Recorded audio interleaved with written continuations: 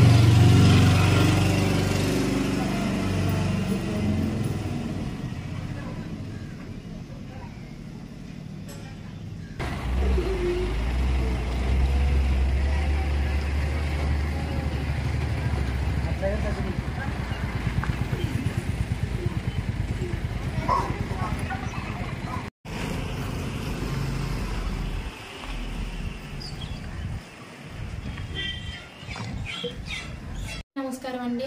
నా పేరు జత్తాలేఖ్య. నేను భగతక్కేస్టు చెందినదాన్ని. అల్లూరి సీతారామరాజు జిల్లా చింతపల్లి సాయినగర్ వీధి అండి మాది. నేషనల్ హైవే అనేసి ఇలా రోడ్లు తీస్తున్నారండి.